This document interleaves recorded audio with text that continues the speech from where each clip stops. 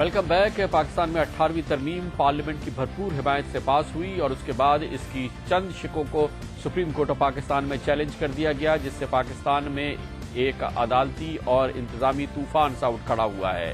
پہلی بار ہے پاکستان میں آئینی ترمیم اس بھرپور پارلیمانی حمایت کے ساتھ ہوئی۔ ایکسٹینسو جامع آئینی ترمیم ہے اور سپریم کورٹ آف پاکستان میں وہ چیلنج ہوئی ہے۔ اس کے مختلف شقوں کو سپریم کورٹ آف پاکستان میں چیلنج کیا گیا ہے اور ان کو حذف کرنے کے لیے کہا گیا ہے۔ دیکھنا یہ ہے کہ سپریم کورٹ آف پاکستان اس آئینی ترمیم کو جو کہ پارلیمنٹ کی بھرپور حمایت سے منظور ہوئی ہے، کیا اس میں تنسیخ یا ترمیم کر سکتی ہے یا نہیں، کرتی ہے یا نہیں۔ آج یہ کیس اس کی سماعت مکمل ہو گئی ہے اور اطلاع یہ دی گئی ہے کہ اب اس کا مناسب وقت پر پورا تفصیلی فیصلہ آئے گا، اس میں شارٹ آرڈر نہیں آئے گا۔ متفرقین نے اپنے cases supreme court of Pakistan کے سامنے پیش کیے اور جن اہم چیزوں کو چیلنج کیا گیا 18ویں ترمیم کی، اس میں سب سے اہم تھا ججوں کی تقرری، فلور کراسنگ، خیبر پختونخوا کا نام، خواتین کی مخصوص نشستیں، پارٹی میں انتخابات کو لازم نہ قرار دینا آئین میں، اور صوبائی خود مختاری۔ سپریم کورٹ آف پاکستان کے اس فیصلے پہ نگاہ لگی ہوئی ہے، پارلیمنٹ کی بھی اور پورے پاکستان کی بھی۔ اس کی اہمیت جانچتے ہیں اور اس کے لیے ہمیں ایک بار پھر جوائن کریں گے پاکستان کے ممتاز مائع ناز ماہر آئین و قانون جناب خالد انور۔ بہت بہت شکریہ خالد انور صاحب۔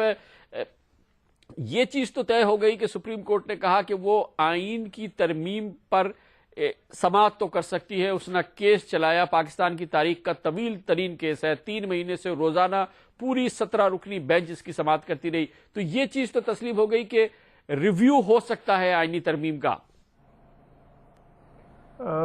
یہ تو طے ہو گیا جی کہ یہ کیس بہت اہم ہے، بہت وائٹل ہے، لیکن یہ اس وقت نتیجہ نکالنا کہ سپریم کورٹ کے پاس یہ کانسٹیٹیوشنل پاور ہے کہ کانسٹیٹیوشنل امینڈمنٹ کو سٹرائک ڈاؤن کرنا ذرا پریمیچور ہوگا۔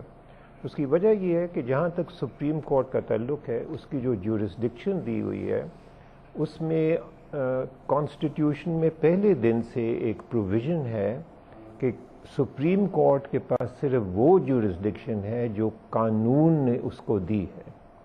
سپریم کورٹ، ہائی کورٹس یہ کانسٹیٹیوشن کی کریشن ہے، جس طرح پارلیمنٹ بھی کانسٹیٹیوشن کی کریشن ہے، ایگزیکٹو بھی کانسٹیٹیوشن کی کریشن ہے۔ تو سوال یہ جو اٹھ رہا ہے، جو ڈیبیٹ ہوا ہے، جو ڈسکس ہوا ہے، جو آگے جا کے فیصلہ ہوگا، وہ یہ ہے کہ اگرچہ سپریم کورٹ کانسٹیٹیوشن کے تحت کریٹ ہوا، اسی کانسٹیٹیوشن کو سپریم کورٹ کہہ سکتا ہے اس کا یہ حصہ اللیگل یا ان کانسٹیٹیوشنل ہے، کیونکہ یہ کانسٹیٹیوشنل امینڈمنٹ کے معرفت آیا ہے۔ حالانکہ آرٹیکل 239 ہے جس میں جو کانسٹیٹیوشن کے حصہ ہے، جس میں لکھا ہوا ہے کہ یہ امینڈمنٹ کا طریقہ ہے، اس طریقے کے مطابق یہ 18th امینڈمنٹ پاس ہوئی ہے۔ تو یہ اگر یہ ہوتا ہے کہ سٹرائک ڈاؤن ہوتا ہے اس کا کوئی حصہ بھی، یہ ہماری تاریخ میں پہلی دفعہ ہوگا۔ 2 دفعہ سپریم کورٹ نے اس قسم کے چیلنجز کو ریجیکٹ کر چکے ہیں۔ پہلی مرتبہ کیا تھا انہوں نے جب 8th امینڈمنٹ چیلنج ہوئی تھی، یہ محمود خان اچکزائی کا کیس ہے، اور اس میں فیصلہ یہ ہوا تھا کہ جو انڈیا میں جو ڈاکٹرن ہے، جس کو بیسک سٹرکچر کی ڈاکٹرن کہتے ہیں، جو ایک یونیک ڈاکٹرن ہے، جو انڈین سپریم کورٹ نے ایجاد کی ہے، کسی اور ملک میں نہیں ہے، جرمنی میں نہیں، امریکہ میں نہیں، انگلینڈ میں نہیں، فرانس میں نہیں، کہ اس کا پاکستان میں کوئی اس کو ایکسیپٹنس نہیں ہے اور ہم سپریم کورٹ اس کو نہیں اپلائی کریں گے۔ یہ پہلے مرتبہ فیصلہ آتا ہے۔ پھر دوسری مرتبہ فیصلہ آتا ہے پاکستان لائرز فورم کا کیس میں، جس میں 17th امینڈمنٹ چیلنج ہوتی ہے اور اس میں اس کو ریٹریٹ کیا جاتا ہے کہ نہیں، جو انڈین ڈاکٹرن ہے بیسک سٹرکچر میں نہیں ہو سکتا، یہ پاکستان کی کانسٹیٹیوشنل لاء کا کوئی حصہ نہیں ہے، ہم اس کو پھر سے ریجیکٹ کر رہے ہیں۔ اب یہ تیسری مرتبہ یہ معاملہ ری اوپن ہوا ہے، کیونکہ اس دفعہ پہلی مرتبہ پورے 17 ججز کی بینچ ہے، ان کو اختیار ہے، اگر وہ چاہیں وہ کہہ سکتے ہیں کہ جی پہلا فیصلہ بھی غلط تھا، دوسرا فیصلہ بھی غلط تھا، لیکن یہ ایک انپریسیڈنٹڈ سٹیپ ہوگا، اس کے بڑے سیریس ریپرکشنز ہوں گے، بڑے فار ریچنگ ریپرکشنز ہوں گے۔ چند دنوں سے کافی ڈسکشن ہوتا رہا ہے میڈیا میں کہ کہیں یہ کلیش آف انسٹیٹیوشن تو نہیں ہو جائے گا، پارلیمنٹ ورسز سپریم کورٹ۔ اچھا خالد انور صاحب، دنیا میں کیا اس وقت روایات ہیں جو ہم دنیا میں دیکھتے ہیں کہ وہاں پہ کیا ہوتا ہے اگر بالکل ایسی صورتحال کسی اسٹیبلش ڈیموکریسی میں ہو دنیا میں کہیں پر بھی، تو کیا وہاں پہ روایت ہے کہ سپریم کورٹ پارلیمنٹ کے مسلمہ اور ایک یونانیمس کسی میجر کو، کسی کانسٹیٹیوشنل میجر کو اوور رائٹ کر دے، اس کو ڈسمس کر دے یا اس کو امینڈ کر دے؟ ایسا کہیں نہیں ہوتا، نہ کسی یورپین کنٹری میں نہیں ہوتا، امریکہ میں نہیں ہوتا، انگلینڈ میں نہیں ہوتا، ماں سوا کہ کچھ یورپین کنٹریز ہیں، مثال کے طور پہ جرمنی ہے، بوسنیا ہے، جن کی کانسٹیٹیوشنز میں اسپیسیفکلی لکھا ہوا ہے کہ کانسٹیٹیوشنل امینڈمنٹ ان سبجیکٹس پہ نہیں ہو سکتی۔ مثال کے طور پہ کہ اگر کوئی جرمن پارلیمنٹ کوشش کرے کہ ڈیموکریسی ختم ہو جائے تو وہ انکانسٹیٹیوشنل ہوگا، کیونکہ ایکسپریس پروویژن ہے کہ ان ٹاپکس پہ، ان موضوعات پہ پارلیمنٹ کو کوئی حق نہیں ہے کہ کانسٹیٹیوشن کو امینڈ کرے، اس کے علاوہ جو چاہیں کر لے۔ یہ بات سمجھ میں آ گئی۔ یہ جو کہا جا رہا ہے کہ یہ جو ترامیم ہیں یہ اتنی وسیع ہیں کہ اس نے آئین کی 18ویں ترمیم کے تحت جو ترامیم آئی ہیں، اس نے آئین کی حیت کو کسی حد تک تبدیل کر دیا ہے، اور آئین کی حیت کو تبدیل کرنے کا کام قانون ساز، آئین ساز اسمبلی کا ہو سکتا ہے۔ اس اسمبلی کے پاس یہ اختیار نہیں تھا۔ اس آرگومنٹ کو آپ کیسے ایڈریس کریں گے؟ دیکھیے، اس کو آپ اس طرح ایگزامن کیجئے کہ مثال کے طور پہ آپ جانتے ہیں اصل جو فوکس ہے وہ یہ ہے کہ جوڈیشل اپوائنٹمنٹس کے بارے میں پہلے کیا تھا اور اب کیا ہے۔ پہلے یہ تھا کہ پریزیڈنٹ آف پاکستان اپوائنٹ کرتے تھے ججز کو on the advice of the prime minister in consultation with 3 consultees: the governor of the province, chief justice of the high court, chief justice of the supreme court. Appointment کون کرتا تھا؟ Executive. Consultation کس سے ہوتی تھی؟ Governor, جو executive کا part ہے، اور چیف جسٹسز ہائی کورٹ کے اور سپریم کورٹ کے۔ اور اگر اختلاف رائے ہوتا تھا، کس کی ویو پریویل کرتی تھی؟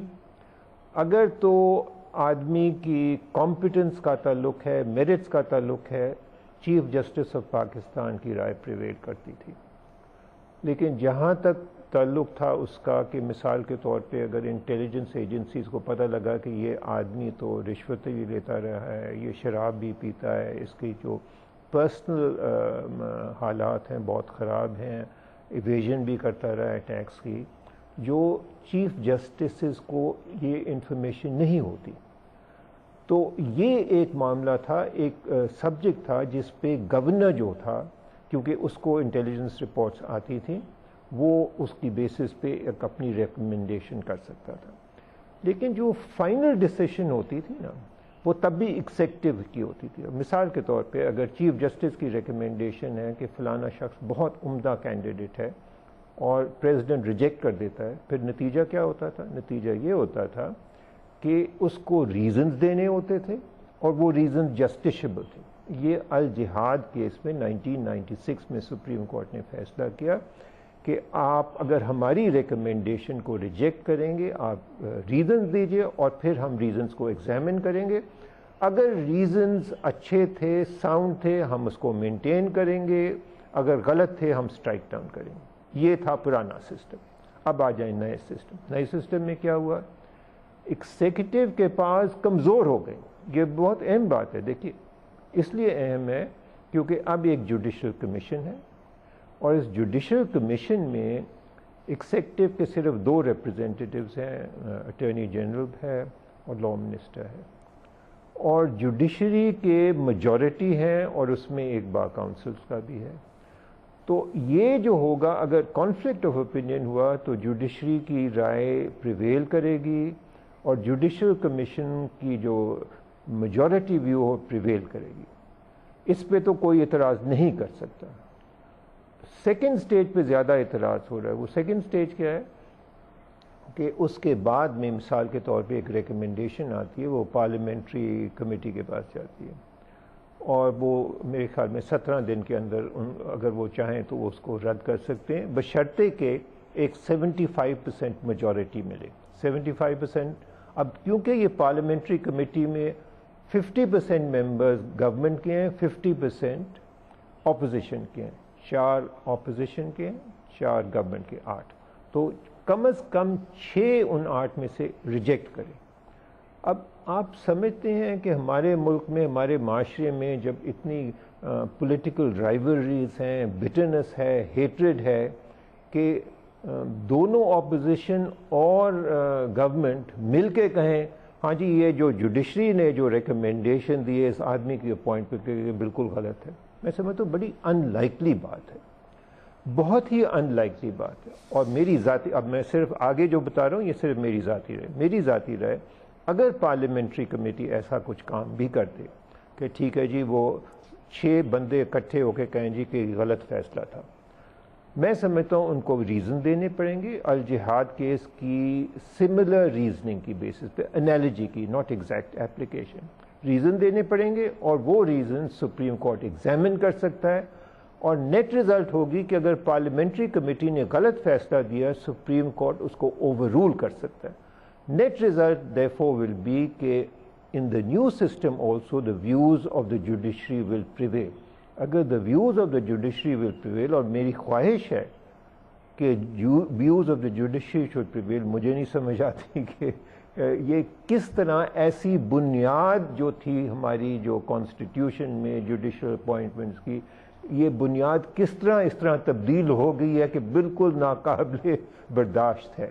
ہو سکتا ہے کہ میری رائے غلط ہے، میں اس کو خالد انور صاحب، سپریم کورٹ ویو نہیں لے سکتی، مثال کے طور پہ یہ ساری چیزیں بالکل مسلمہ پارلیمنٹ کی طرف سے آئی ہے، لیکن ایک پاکستانی کی حیثیت سے میں سوچتا ہوں کہ جمہوری پارلیمان آئین سے اس چیز کو نکال دے کہ جو جمہوری سیاسی جماعتیں ہیں وہ اپنے اندر انتخابات منعقد کرائیں، اپنے اندر جمہوریت کو صلاحیت کریں، اس کو باقاعدہ آئین سے حذف کر دیا جائے 18ویں ترمیم کے تحت۔ اس پر بھی سپریم کورٹ یا کوئی فورم نہیں ہے جو ان چیزوں کا بھی ویو لے سکے؟ دیکھیے جہاں تک ڈیزائربل اور انڈیزائربل کا سوال ہے، میں سمجھتا ہوں یہ 18th امینڈمنٹ کی کا بدترین حصہ یہ ہے جس میں انہوں نے انٹرا پارٹی الیکشنز کو ختم کر دیا۔ میں سمجھتا ہوں اس میں دو رائے نہیں ہو سکتی۔ کیوں نہیں ہوئی ڈیموکریسی پولیٹیکل پارٹی کے اندر؟ ان کو تکلیف کیا ہے، مشکل کیا ہے؟ مجھے نہیں اس کا ابھی تک میں نے کوئی جواب نہیں سنا کسی پولیٹیشین سے۔ سب مل کے کہتے ہیں نہیں جی ہمیں انٹرا پارٹی الیکشن نہیں چاہیے، لیکن کیوں نہیں چاہیے بھائی؟ آپ قوم کے پاس جاتے ہیں، آپ کہتے ہیں کہ جمہوریت ہونی چاہیے، الیکشن ہونی چاہیے، لیکن جب آپ کی اپنی پارٹی پہ آتا کہ نہیں جی یہاں نہیں ہونی چاہیے، مجھے ابھی تک نہیں سمجھ۔ ایک تو بات ہو گئی۔ اب دوسری بات یہ ہے، دیکھیے یہ 1973 کانسٹیٹیوشن میں نہیں تھی۔ انٹرا پارٹی الیکشنز کون لے کے آئے؟ ایک ملٹری ڈکٹیٹر لے کے آئے، پرویز مشرف۔ اب اس کے بعد میں ایک ڈیموکریٹکلی الیکٹڈ پارلیمنٹ نے کہا کہ جی ہمیں جو پرانا سسٹم تھا، جو اوریجنل 1973 کانسٹیٹیوشن میں تھا، ہمیں وہ پسند ہے، وہ واپس لے گئے۔ اب اس میں سپریم کورٹ کا نہیں میں سمجھتا ہوں رول، لیکن میں سمجھتا ہوں ہماری عوام کا، پبلک کا جو انلائٹنڈ سیکٹر ہے جس کو سول سوسائٹی کہتے ہیں، لائرز کہتے ہیں، ہمارا ڈیفینیٹلی رول ہے کہ یہ آپ ہمیں ملک کو واپس کیوں لے جا رہے ہیں، غلط راستے پہ کیوں لے جا رہے ہیں؟ ٹھیک ہے پرویز مشرف تھے، ملٹری ڈکٹیٹر تھے، لیکن انہوں نے ایک اچھا کام کیا تھا، اس کو آپ ایکسیپٹ کر لیں، آپ ان کو کنڈیم ضرور کیجئے لیکن ایکسیپٹ کر لیں۔ لیکن اگر ہمارے ڈیموکریٹکلی الیکٹڈ پولیٹیشینز ایک غلط فیصلہ لیتے ہیں، میں سمجھتا ہوں اس کا علاج ہے کہ اگلی الیکشن میں پبلک ان کے خلاف ووٹ دے اور ان کو نکال دے۔ یہ نہیں کہ سپریم کورٹ کہے کہ جی یہ پولیٹیکل ایشو پہ بھی ہم نے فیصلہ کرنا ہے۔ دیکھیے دس از پیور پالیٹکس کہ کیا ووٹ ہونی چاہیے within a political party, yes اور no. This has nothing to do with the people of Pakistan with fundamental rights, it is within one particular political party. جو ایک شخص، میں کل جا کے میں اپنے آپ ایک پولیٹیکل پارٹی سیٹ اپ کر سکتا ہوں، تو یہ سپریم کورٹ کا میں نہیں سمجھتا کہ ان کا رول ہونا چاہیے۔ بہرحال اگر وہ ایگزامن کر کے اس پہ نتیجے پہ آتے ہیں، I will certainly accept it اگر وہ کہتے ہیں کہ unconstitutional۔ بہت بہت شکریہ، بہت بہت شکریہ جناب خالد انور۔ کہہ رہے تھے کہ یہ بہت ہی انپریسیڈنٹڈ، غیر معمولی بات ہوگی کہ آئین کی جو ترمیم پوری پارلیمنٹ سے منظور ہوئی ہے، جس کی پوری پارلیمنٹ نے حمایت کی ہے، سپریم کورٹ آف پاکستان اس کو ریویو کرے یا اس میں ترمیمات کرے۔ انہوں نے کہا کہ